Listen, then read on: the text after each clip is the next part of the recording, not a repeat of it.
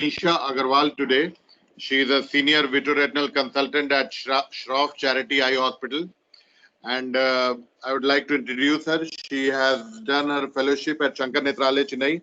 And she is the Joint Secretary of Vitreoretinal Society of India. And she is the Secretary of the Uveitic Society of India.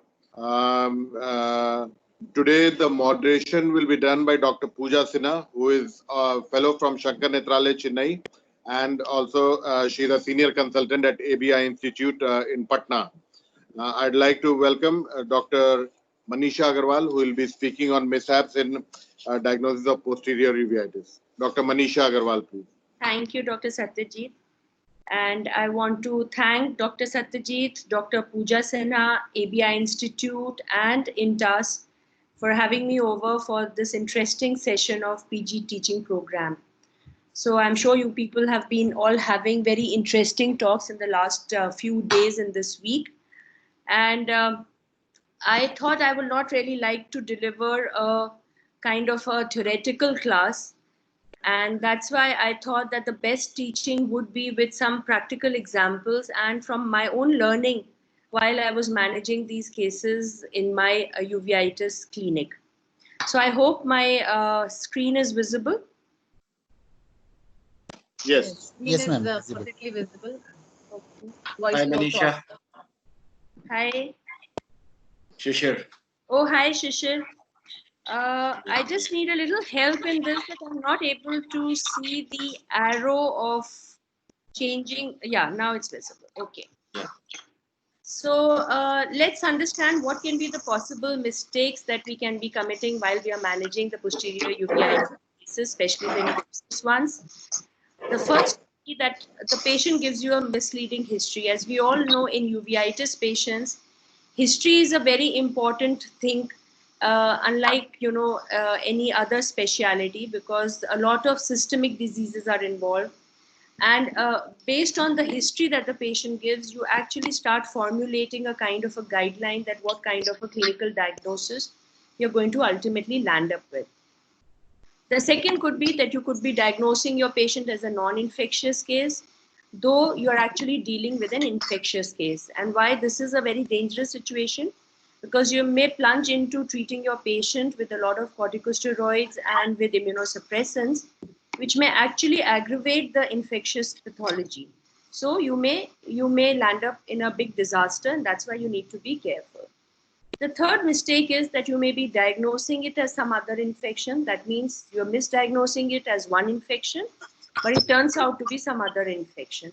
So we always, in uveitis, we always keep telling, keep revising your diagnosis and don't be mentally blocked that this is my diagnosis and come what may, whether the patient is responding or not responding, I will continue with the treatment. It doesn't really work in uveitis. So you have to keep revising your diagnosis. You are treating your patient, but there is no response to the treatment. That means you're very sure that you are dealing with a particular pathology. The patient is receiving the treatment for that, but still the patient is not showing the kind of response that you would have expected. So that's another mistake. Probably you need to go back and look what's going wrong. And the other and the last mistake would be that there could be a recurrence of inflammation while you are still treating your patient.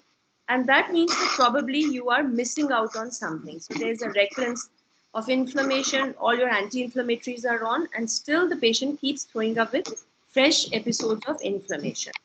So I will be giving you an example of each of these mistakes, and you would realize that where we went wrong, and probably that's going to help you in not doing a similar mistake when you get a similar patient in your case.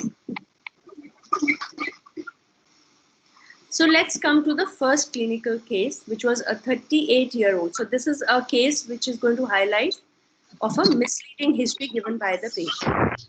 So this was a 38-year-old unmarried female patient who presented with pain, redness, blurring of vision in the left eye for last 5 days. She also complained of photophobia and floaters in the left eye. So these were her chief complaints.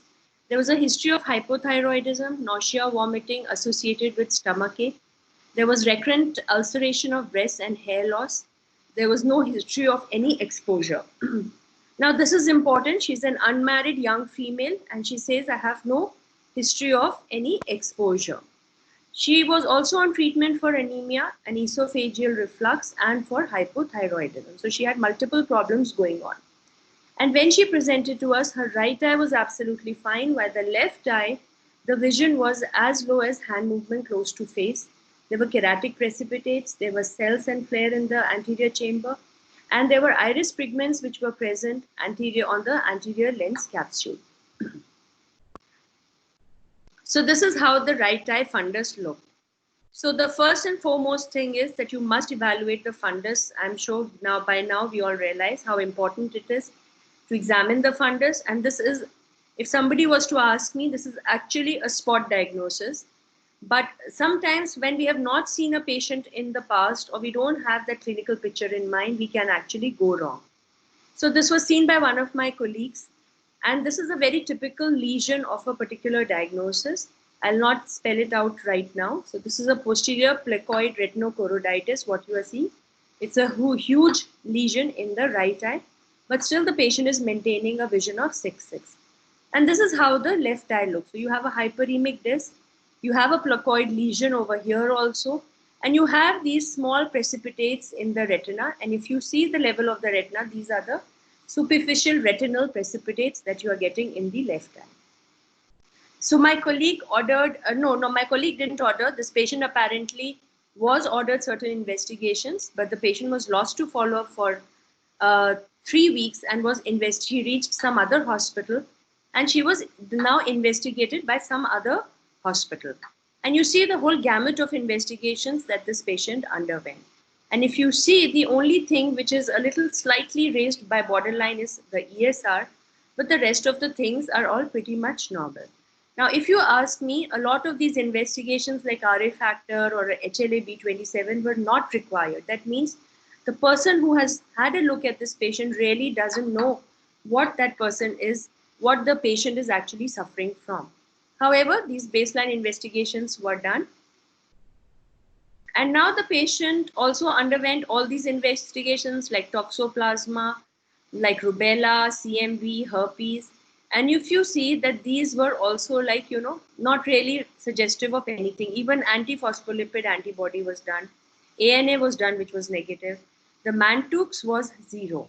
So there was no induration after 48 hours. So this is something a little significant, especially when you are dealing with an Indian patient, where most of the patients do have a positive or a normal Mantoux test. Now this would be rare to get. Either the test has not been done properly or the patient is immunocompromised.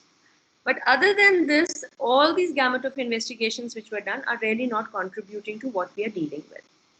So the patient was diagnosed as a viral retinitis because, you saw that there was some increase in these titers, and that's why the person started the patient on antiviral valcyclovir 1 gram TDS with oral steroids.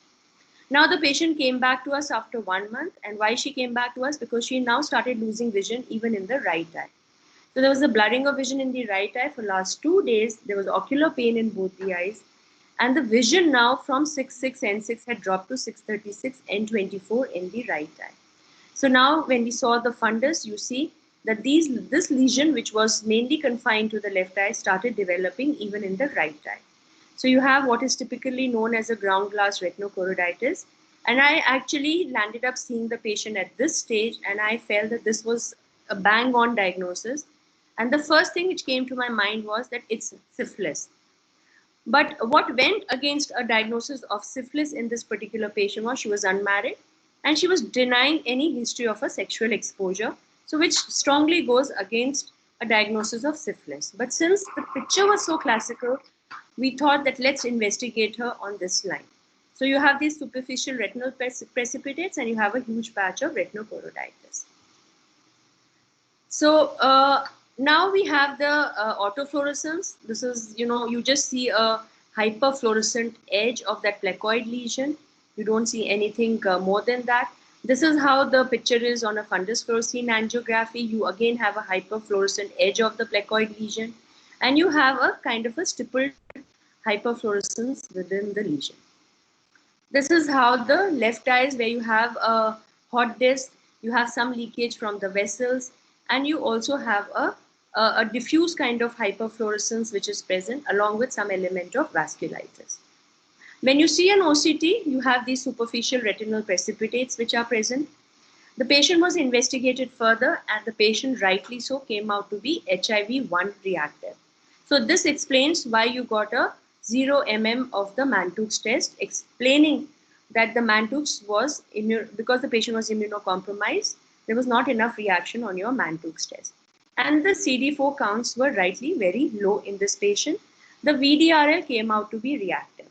But VDRL is not really so specific for syphilis. So we went ahead and did a TPHA also, and that also came out to be positive.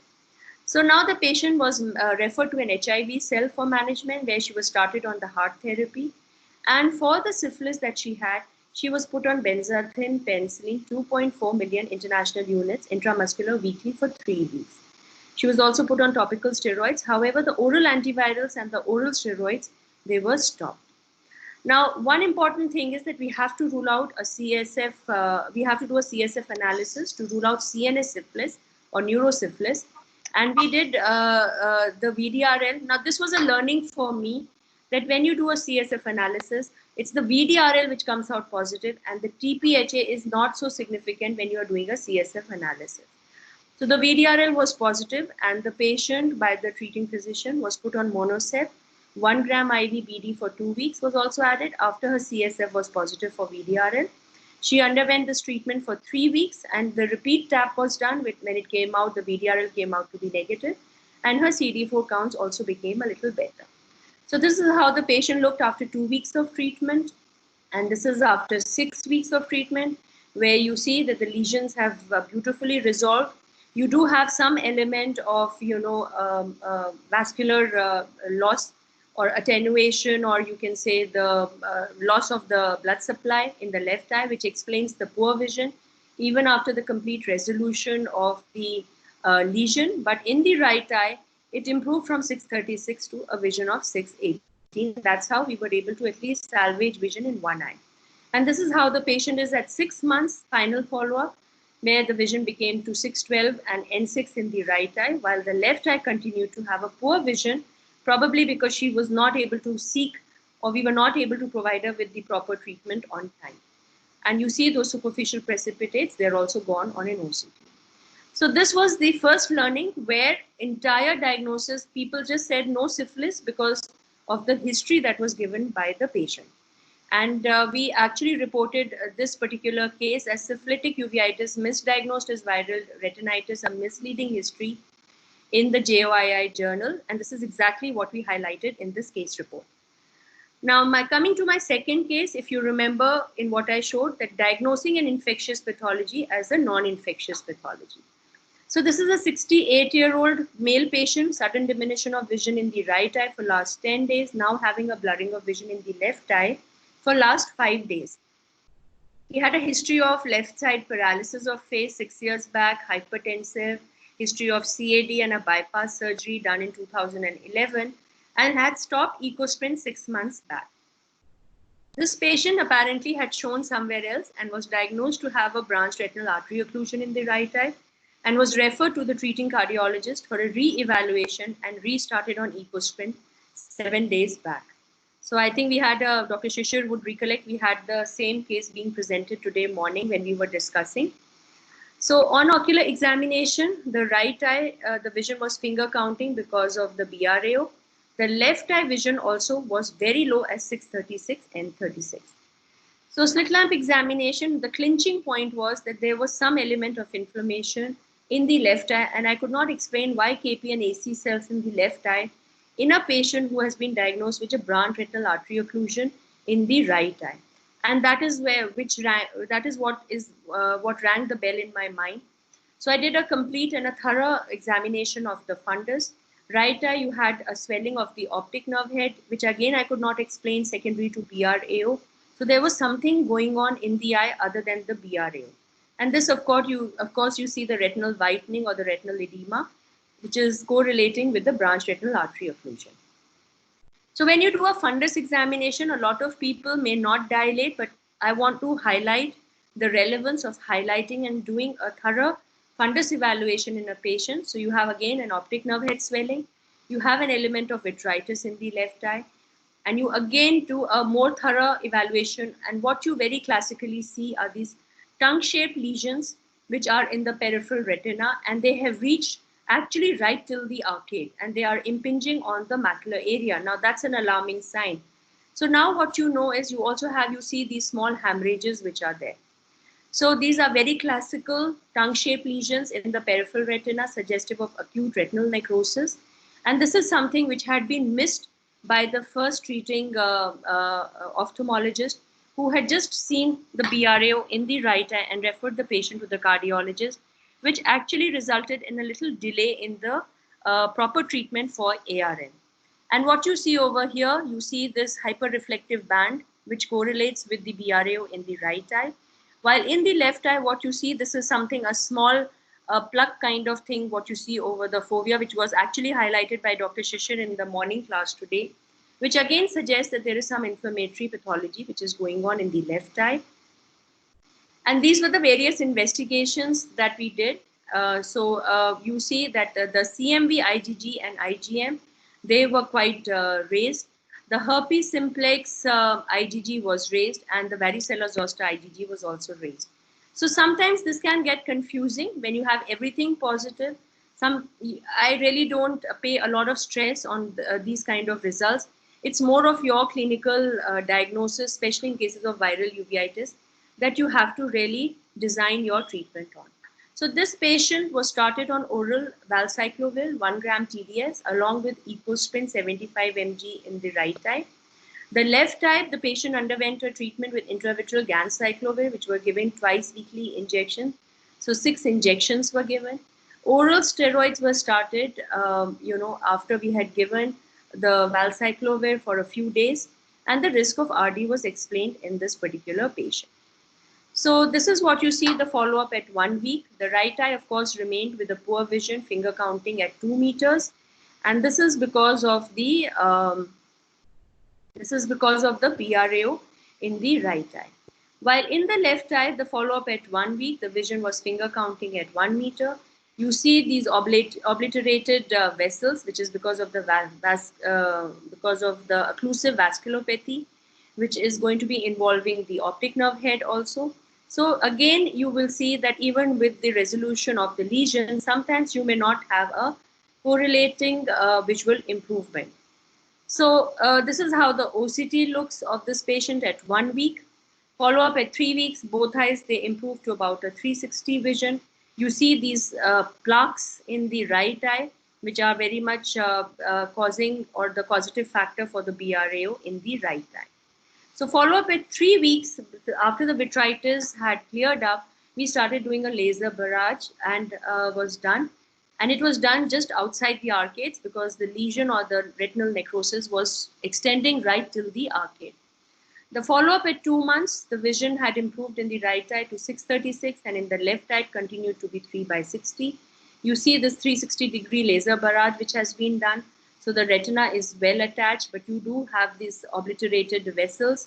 You have some element of disc pallor also. So this was a learning for us where for the first time we realized that even infective pathologies like ARN can result in vascular complications, and they can cause anything. They can cause a CRAO, they can cause a BRAO, a CRVO. And it has been described in literature, the BRAO can be actually the presenting sign of ARN. So you have to be very careful, and you should be looking extensively in the peripheral retina where you can pick up any sign of inflammation, and it's important to treat it on time. So there may be a presence of subclinical inflammation in the right eye causing the release of inflammatory mediators, which may disrupt the blood flow, causing a thrombus formation and arteriolar occlusion, and this probably is the pathophysiology why the underlying viral infection caused a branch retinal artery occlusion in the right eye. So this was the second mistake that we did. We actually diagnosed an infectious pathology as a non-infectious pathology, and that's where we missed the time in managing this patient. Now, where did we get carried away, or our colleague or the treating ophthalmologist where this patient had shown earlier? You had a very typical elderly gentleman. ARN is not very common in elderly people. Elderly gentleman with already a pre-existing history of CAD, already having a history where he has stopped his eco-sprint. So you see a BRO and you say, okay, fine, we know what's gone wrong and we will refer the patient to a cardiologist. But the viral retinitis in the retinal periphery of the other eye was missed, and this led to a disaster in the other eye where if the treatment was given on time, probably you could have saved a better vision. So that was the second mistake. Now coming to my third case, and I would just highlight, third case was where you are diagnosing the patient with one infection, but the patient comes out to have an infection of some other etiology. So this is an 18-year-old boy from Bihar, and he has a gradual painless diminution of vision in the left eye for last 6 months, no significant systemic or a contact history, low socioeconomic status, the vision is as low as hand movement close to face in the left eye. So the right eye looks pretty okay, and this is what we see in the left eye.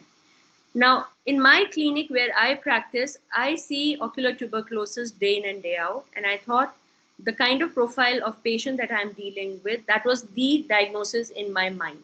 You have an optic nerve head hyperemia, you have the subretinal abscess looking kind of lesion, which is a huge lesion. You had a serious detachment at the macula. So I was quite sure that I was probably dealing with a TB granuloma. Now, since I say that, I'm sure you are able to make out that it was not what I was thinking, and that's why it was a mistake. So you see that there was a gross retinal thickening above this area. We did a fundus fluorescein angiography. You have a hot disc, you have this mottled appearance or mottled hyperfluorescence within the lesion with diffuse leakage in the late phase, which again correlates with the presence of a subretinal abscess. So we do a B scan, again a B scan, not really very much informative. You have this lesion of moderate to low reflectivity. It is of uniform reflectivity and it has a high surface reflectivity. So the provisional diagnosis was a subretinal abscess, of course, secondary to either tuberculosis, which is most common. And since the patient was not really looking like a very healthy child, the other thing which came to my mind was probably a chronic infection, such as a fungal infection. And last but not the least, probably a lymphoproliferative disorder. So the baseline evaluation was done. And again, you see in this child, you have a Mantoux of 0 mm, which again rings a bell. The ESR, of course, was raised. So this goes against TB, while this goes in favor of a chronic infection in the child. So these are the two things which were, kind of making us think what we are dealing with. The CECT was done to rule out any tubercular etiology, and it was all normal. Now, I sent this child to a pediatrician for a systemic evaluation. So the child was not vaccinated with BCG. The height and weight was all in the 5th percentile, mentally subnormal. And there were these lesions of tyrosus versicolor. HIV 1 and 2 was all negative. So we were still not really hitting the bell right. And there was something missing in our diagnosis. So I said, okay, let's take a clearance to start systemic steroids because we were running short of time and the father wanted to take the child back to Patna. So I said, okay, though I'm starting the steroids, but I was very uncomfortable that if it comes out to be an infectious pathology, it's not going to be a very safe situation. So in such a place or in such a situation where it's a diagnostic dilemma, don't hesitate to do a diagnostic vitreous biopsy. And that's exactly what we did. We took a sample right above this lesion and sent that sample to our lab. So the gram stain was negative. There was no acid-fast bacilli, which was isolated. The PCR was negative for Mycobacterium tuberculosis, and the culture report was awaited. So the child was given an IVMP. I don't know. This is questionable whether it was a right or a wrong decision. But since the inflammation was involving the macular area, I went ahead and gave a high dose of steroids to this child. After IVMP, the serous detachment went, the lesion looked more consolidated, and the child also felt a slight amount of a visual improvement. Now the patient says, I'm having cough with expectoration. The sputum sample was sent for acid-fast bacilli, and the only thing which we catch is a single bacilli. Now, my physician says, I'm not convinced that based on just a single bacilli, which could just be a contamination, I'm not convinced that I start an ATT because the Mantoux has not come out to be positive. The CECT of the chest is all normal. So the child was put on an oral ofloxacin, and somebody would ask me why oral ofloxacin, because it's also a second-line treatment for like a second-line anti-tubercular treatment. So we said, okay, If nothing else, maybe it works if there is some element of a tubercular infection. If the physician is not really wanting to start ATT, started him on oral steroids, and the patient goes back to Bihar because they were not ready to stay back. Now, these are the colonies which started growing on the culture sample that we had sent to a microbiome lab. These are very classical colonies. So these were the gram-positive filamentous bacilli, what you see, and these are the creamy white colonies which you see. And it was diagnosed to be a nocardia infection. So this was, believe me, my first nocardia infection that I was dealing in this young child. I have never seen a patient of nocardia in my life. The acid-fast staining was, of course, negative. So now the MRI was done because you can have intracranial nocardiosis, but it came out to be normal. The patient was now started on treatment which is specific for nocardia, which is sulfamethoxazole and trimethoprim, and the oral steroid was continued. And the patient, you see, it became much better, and the vision also improved to about 618 and N12. So what was my learning when I reviewed the literature? That it's a rare entity, most commonly affects the choroid as its spread is hematogenous. And the posterior pole is the most commonly affected as the choroid is thicker here with more dense capillaries at the posterior pole. The intracranial involvement is common, and that's why you have to rule it out by doing an MRI. And this is commonly confused with tuberculosis or a fungal infection.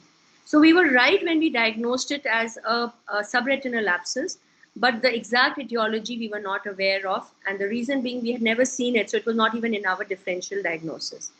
So we again published this case, and it was like a nocardial choroidal abscess, a case report with review of literature, because we went back and actually reviewed a lot of literature, and not much of the cases have been reported of nocardia.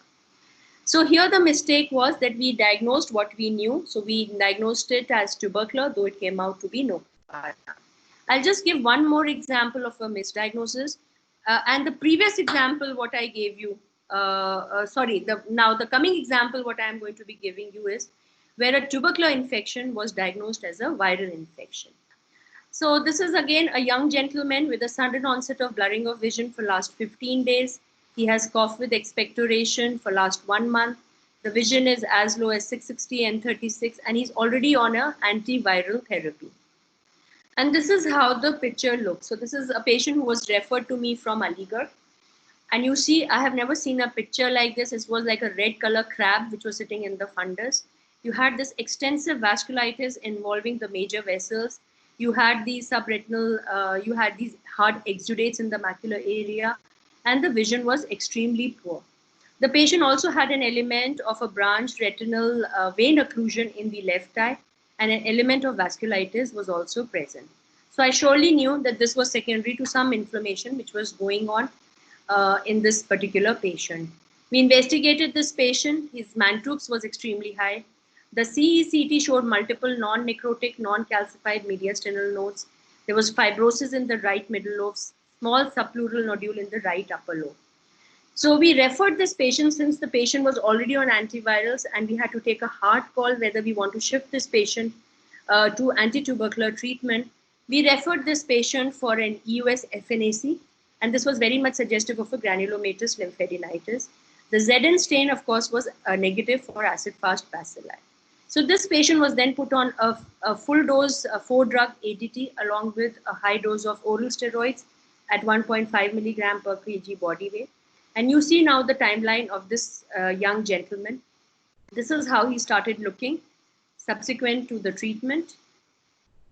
So he improved from 660 to a vision of 6.9. There was a complete resolution of the entire vasculitis that we saw in the right eye.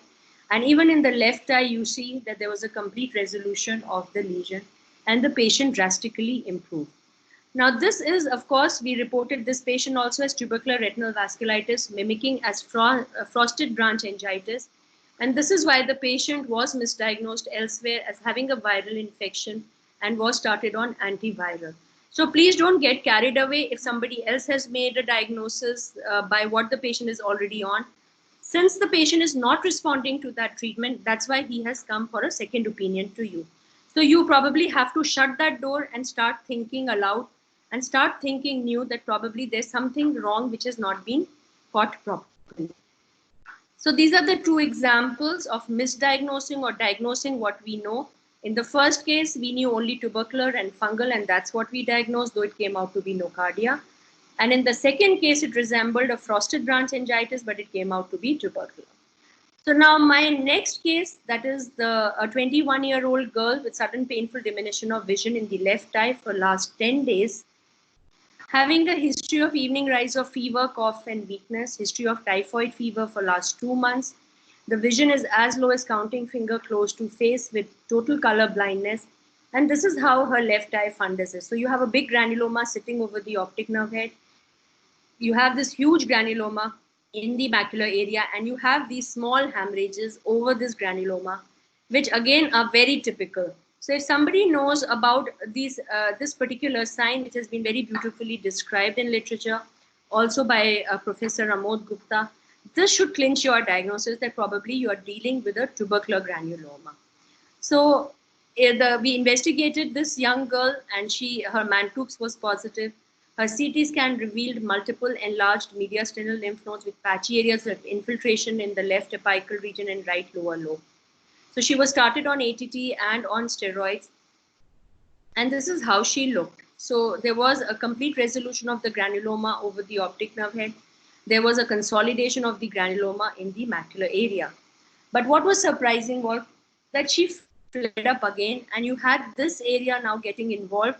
After the original areas of the lesion or the granuloma, they were showing a resolution.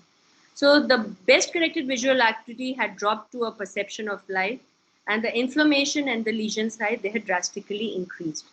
So we didn't know what was going wrong because the patient was already on ATT and steroids. Her pressure started rising. She started having a frank neovascularization of the iris. There was development of exudative RD, perivasculitis. So we added a second line ATT drug in the form of ofloxacin. And we were also very desperate. So we started treating her with intravitreal Avastin injections along with moxifloxacin. However, this eye became a painful blind eye with extensive neovascularization. And we lost this eye, unfortunately, to enucleation. And the sample was sent to Dr. Biswas in Shankar Nethralaya. And this is the report he gave, that there was subretinal areas of extensive necrosis with intraretinal inflammation and dense collections of lymphocytes and plasma cells. There was choroidal inflammation also with lymphocytic cells and inflammation of scleral fibers. So these were the granulomas which were found in the choroid. And we lost this eye. This is how the girl looked after we did the cosmetic correction. But on follow-up on ATT for last 1.5 years, the fresh lesions started developing in the chest. So this girl again migrated from Delhi to Aligarh, and she was lost to follow-up. And from there, she called me up and she said, I'm having a problem of breathing, and I've shown locally, and they're telling me that I've developed pneumonia. So this time I pressurized her and I said, now it's enough because we've lost already one eye. We can't take the risk of, you having a similar problem in the other eye. So I motivated her to undergo a bronchoalveolar lavage, and the sample now was sent for culture and sensitivity and PCR. So acid-fast bacilli were got on the smear examination. The culture was very much negative. And the PCR, of course, came out to be positive for both the primers. But what was important that we did this time was that we also sent the sample for the gene expert PCR. And this is the answer why she was not responding to the treatment. So we had the rifampicin resistance in this young girl, and that's why we lost one of her eyes. So when you are not having your patient responding to a particular treatment, you really have to think of two things. Either you're not treating the patient on the right track, or the patient is not responding and having some kind of resistance to the ongoing treatment. So again, we reported this particular case as rapidly blinding posterior tubercular uveitis, because we were very shaken up that even after having put the patient on ATT and steroids, we just lost the eye in front of us, and which was quite a shock to all of us who were managing this young girl. So we need to revise our diagnosis, and if there's no response or there is a worsening, probably there's something going wrong. Now, my last case is just a very interesting video which I wanted to share with all of you. So this is an example of a recurrence of inflammation again and again. So are we missing something? So this is a pre-recorded video, and just let me know if the audio is not clear.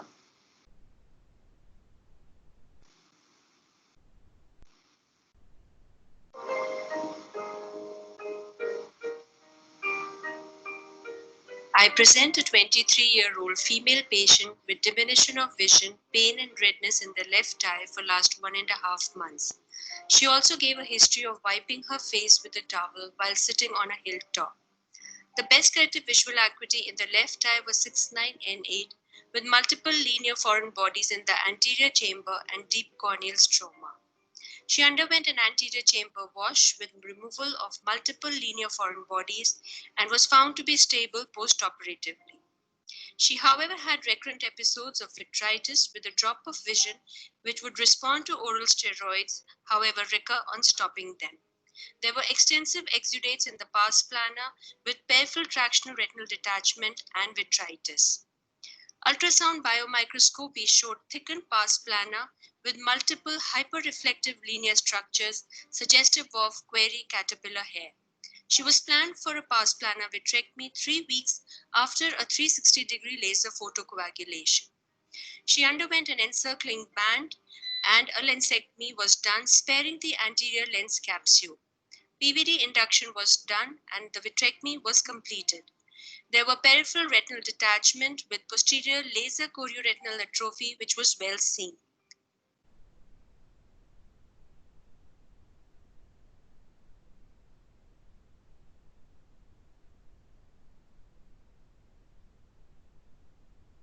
Multiple caterpillar hair were removed from within the exudates in the pars plana, leading to a few retinal breaks.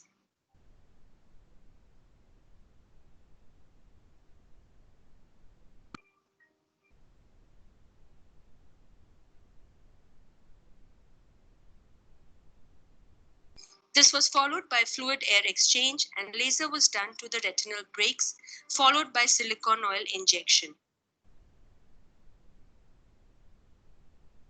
3 months later, she underwent silicone oil removal with secondary IOL implantation.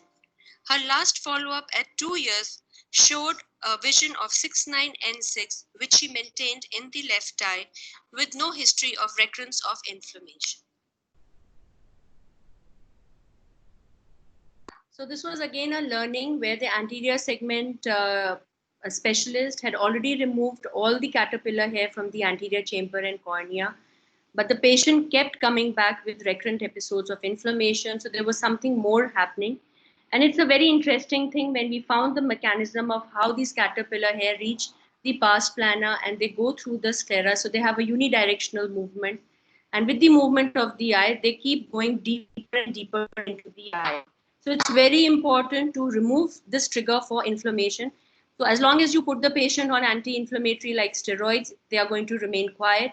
But the moment you take them off, there's going to be a recurrence of inflammation. And apparently these caterpillar hair, they have a toxin which is released from the venomous glands which are connected to the shafts of the hair, which is keep causing recurrent inflammation in the eyes. So I would just conclude by saying that to avoid any of these mistakes, a careful history taking from the patient and a detailed clinical examination often gives us a clue to the diagnosis. We must rule out an infectious etiology before diagnosing it as a non-infectious one. We should be always open to read up and revise our diagnosis, and a regular follow-up of the patient is extremely essential in any of these patients. So thank you so much for your patient hearing. Thank you, Dr. Manisha. I was absolutely spellbound with the case presentations and the way the the clinical presentations and how you have managed these cases. If any of the postgraduates have any questions, you can you are most welcome to ask Dr. Manisha. Any questions regarding any of the cases? I think we have Dr. Shishir also on board. So he is also a very experienced uvea specialist if he also wants to add some comments. Welcome, Dr. Shishir. Dr. Shishir has been giving his expert comments in the previous 2 days also. So we are very grateful that he has shared his time with us. Yeah, I'm the last batsman. So, I'm the last batsman in the team. So I have to be there for the whole match. So, yeah, it was an excellent talk, Manisha. And your nocardia case, which you have published, is really interesting. I've never seen a nocardia abscess. And I think Especially yes. the take-home message is that never give up, like Dr. Biswas said in his talk, and keep on trying to find the etiology as well as the organism that maybe we can't only go by what it looks morphologically. It looks like tubercular, so we'll treat it as tubercular. Earlier, about 20, 30 years back, uveitis was considered a spot diagnosis, and what you saw morphologically is what you believe to be. But now we realize that morphology may not correlate with the etiology in all cases, and what looks tubercular may turn out to be actually a lymphoma, and what looks like Dr. Rima Bansal had shown, what looks like a viral retinitis was actually a lymphoma. So you can't go by morphology. You have to do ocular biopsy in different cases and do all your investigations in microbiology. It's a composite effort to get to the exact diagnosis. Absolutely. All cases were challenging, but the case with the young girl having tubercular, abscess and still not responding, even though she was on ATT, who would have imagined that the rifampicin would be resistant? So, I mean, that was really challenging. So, there are a few points that I would just like to, understand better. In your case one, you said that the TPHA was negative in the CSF analysis. So is there any explanation to that? So actually, when you do a CSF analysis, it is just the VDRL which is going to be positive. So that was a learning for me, that actually the TPHA is confirmatory for a syphilitic infection when you are testing other, like a serological examination. But when you are doing a CSF analysis, it is only the VDRL which is going to be positive. And you are going to be treating the patient till the VDRL becomes negative. The TPHA is irrelevant for a CSF analysis. It's never going to be positive. Okay. That's a very important take-home message, I think everyone can note. In case 2, I think the most clinching point which helped us manage this case was the optic disc edema in the right eye, along with the BRVO. So that, of course, gave some hint. And what about the left eye? On initial examination, did it show anything, or later developed vitritis? I can just tell you a very honest confession that when this patient came to me with a detailed medical history of the previous place where he had shown, it was a very clear-cut thing. He's an elderly gentleman, 65-year-old, with all cardiac history possible, on blood thinners already, which he had stopped. So probably that had initiated or triggered a thromboembolic phenomena. So in my also first go, I said, oh, it's a clear-cut thing. But when he said that I'm having a problem in the left eye and examined the left eye, the first thing which came to my mind, or which actually rang the bell, was the KPs and the mild inflammatory signs, or the mild AC reaction that he had in the left eye. And I could not explain why it was there.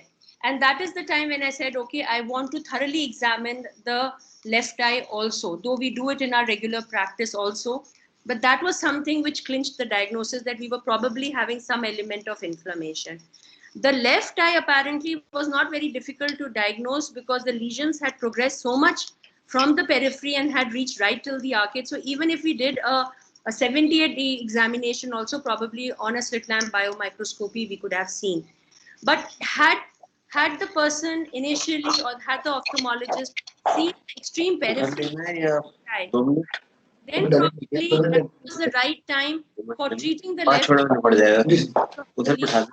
We could have been able to salvage a much better vision.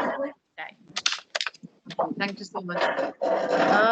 You were mentioning that Dr. Shishir was commenting on a plug lesion in the OCT. So what was that actually? So maybe Dr. You said it was yeah, maybe Dr. Okay. Shishir can. I not noticed it so much till today morning when he highlighted Yeah, Yeah, because I was connection curious. is a little bit.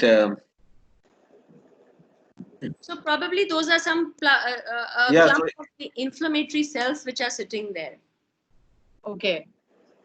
Yeah, it could be just a vitreous exudate, but the very fact, the OCT is a very good technique to look for the level of inflammation. So if you're dealing with a choroiditis or you're dealing with a retinitis, an OCT will give you a very good idea of the layer that is involved, primary layer that is involved. And in retinitis, like you're right, that probably what we were seeing in the morning was not retinitis, it was an exudate sitting over the surface of the retina. Yeah. Yes. Okay. One more Uh, thing, Manisha, when you gave your very first slide, it was fantastic, misdiagnosis and then a wrong diagnosis. And another thing is you may be treating something which is not a uveitis as a uveitis and But vice versa. You may be treating it, that's you more in know, so masquerade. lymphoma. Yeah. So sometimes pigment dispersion syndrome will have pigment in the AC that looks like cells. Even silicon oil bubbles can look like cells after you've done an SOR. So these are two conditions that come to my clinic as an anterior uveitis, and I have to be very careful and see whether they are shining little particles, which is more like pigment. And sometimes a peripheral lesion in the retina, like an angioma, may look like vasculitis or something like that, and it's actually not a uveitic entity at all. So they are masquerades, as Manisha is saying very correctly, and they you can be barking up the wrong tree for a long time, yeah, I and think we then should not once the imagine too things much. go out of This hand, you is the realize that you are dealing with a. okay. So I just want to highlight one more thing to all the PG students, especially that please don't, like I keep telling my fellows also, if a patient comes for an ultrasound, they will just mechanically pick up the ultrasound probe and start doing that. You have to first go in depth and understand what is the profile of the patient, what is the history of the patient, and then any of the tests that you do, whether it's OCT, FFA, ultrasound, or XYZ, any test, it has to be always clinically correlated. So don't make a diagnosis just based on what you see in the test. It has to be a corroborative evidence of everything put together. I think that's a very important message for all the postgraduates.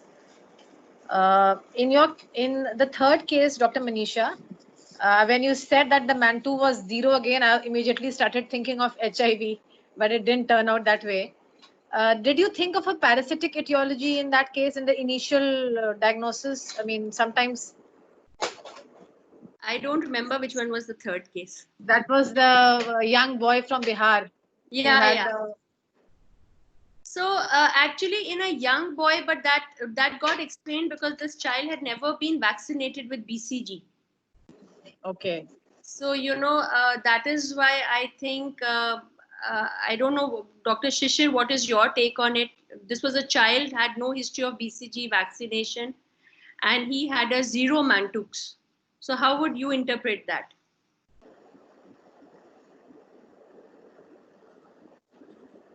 Manisha had lost connection.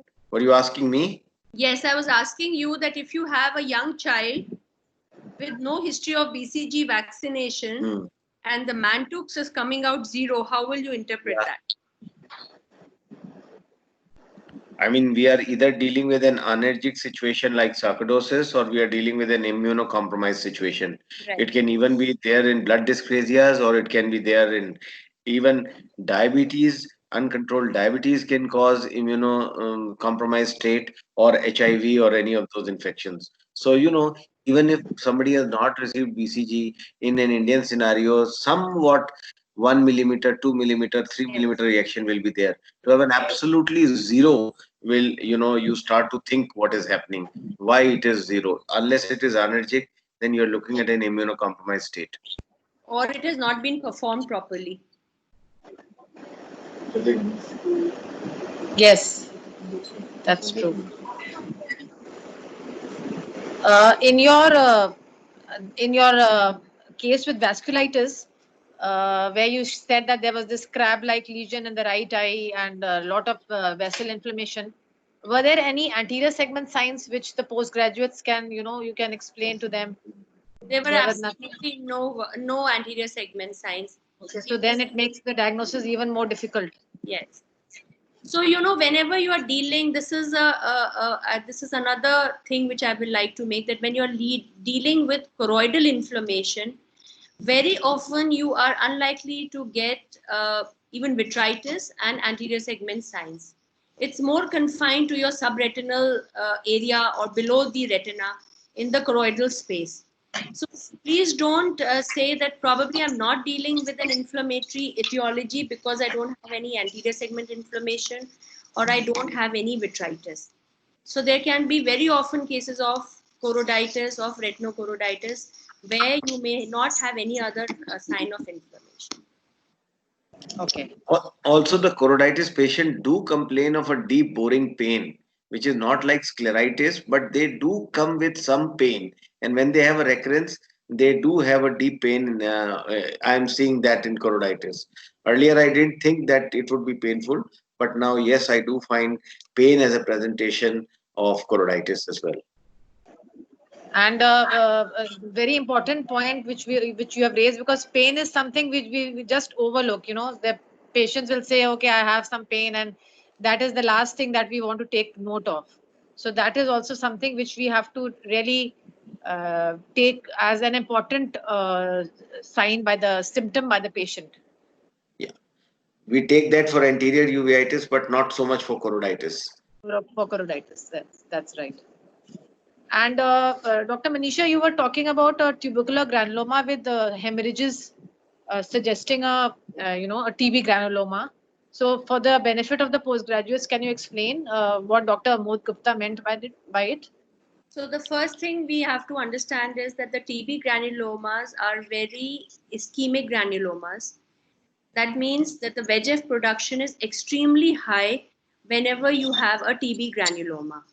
So in these patients, you start having RAP lesions developing very early on when you are dealing with a TB granuloma. So these are probably the RAP lesions which are developing, and that is where the thought came from, that now all of us in our clinics are regularly treating the TB granulomas with anti-VEGF injections. And you will see with anti-VEGF injections, these granulomas just melt away. They respond beautifully. But I am not of the school of the thought where I would say that just treat it with anti-VEGF and don't give anti-tubercular treatment. You have to give a complete course of anti-tubercular treatment. You have to give the patient oral steroids.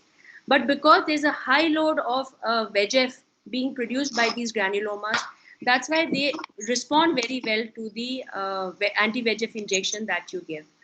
And I think in the coming issue of the IGO, which is dedicated to uveitis, we have again reported a beautiful case in that particular issue where we've actually analyzed the VEGF levels in these eyes and how they have drastically reduced when we have given the anti-VEGF injections, and what has been the clinical response of the TB granuloma. So please read that case report. Where in the line of treatment do you give anti-VEGF? Do you start the patient with ATT and then steroids and then anti-VEGF, or something which is different from viral etiology, where you would give an antiviral cover for 2 to 3 days and then start oral steroids. Earlier on, the school of thought was that give anti-tubercular treatment, wait for about a week or 2 weeks, and then start oral steroids. I think now there has been a complete change of concept. We all start ATT along with the oral steroids because we want to control the inflammation at the earliest. If I'm dealing with a TB granuloma patient, I will also be starting the anti-VEGF injections along with my systemic therapy. Okay. Thank you so much. Are there any other questions which the postgraduates would like to ask? You can unmute and ask. I think we've had a very exhaustive discussion and very good clinical cases. So there's a question, Dr. Manisha, by one of the PDs. There's some kind of disturbance. Yeah, some kind of. Manish ji, sabko mute pe kar dijiye. Dr. Manisha, can you hear us? Yeah, Pooja, I can hear you now. Okay, so one question is, how do you do Mantoux and what is the normal range? So in our Indian scenario, of course, the Mantouxs like 10 by 10 mm is considered to be as a normal. So anything till about 10 is going to be taken as a normal because we are all a BCG vaccinated population. And what is the recommended dose of the PPD? It's going to be a 5 PPD, which has to be injected, and it has to be a subcutaneous. Okay, and I think the induration levels are more clinically significant. Yes. So you have to, sometimes the people will not report both the dimensions. You have to report the both the dimensions of the induration also and what has been the hyperemic reaction which you are seeing, or the erythematous reaction. Thank you.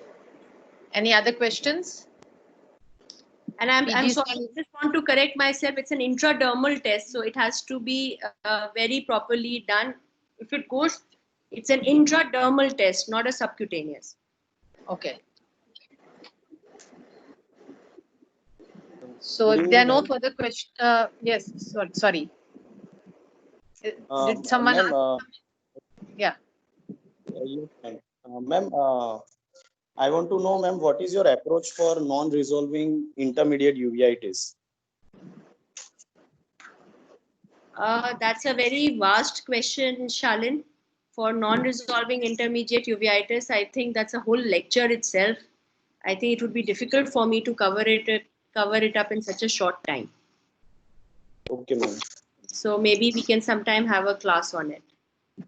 Okay. Because it is going to depend a lot what age group you are dealing with, whether you're dealing in a pediatric age group, whether you're dealing in an elderly patient. So based on that, you will have to consider the various etiologies.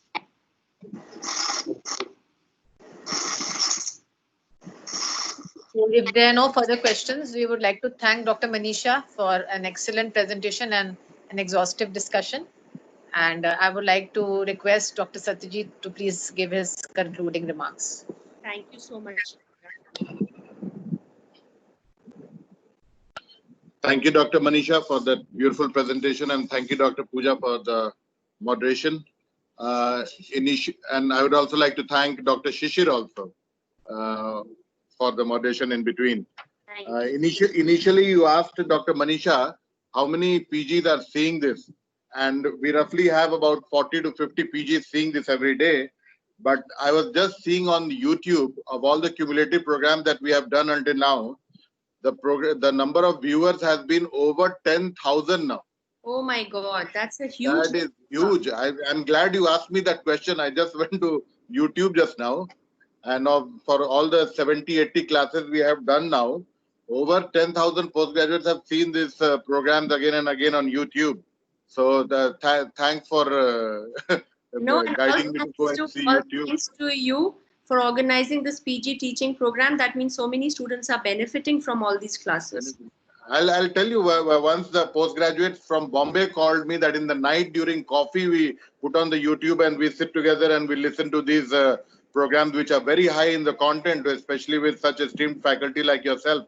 And for this UVIA program especially, we are so grateful to you for having organized this program for that 6 days. And also you made a presentation during the Retina meeting also 2 months back. So we are very, very grateful to you for having been closely associated with this program for so long.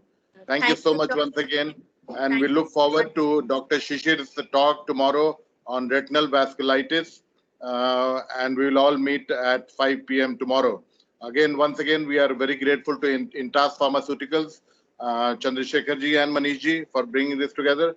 And thank you, Dr. Manisha, once again. Thank you so much from the bottom of our heart. For making me a part of this wonderful program. Thank you so much. Thank you.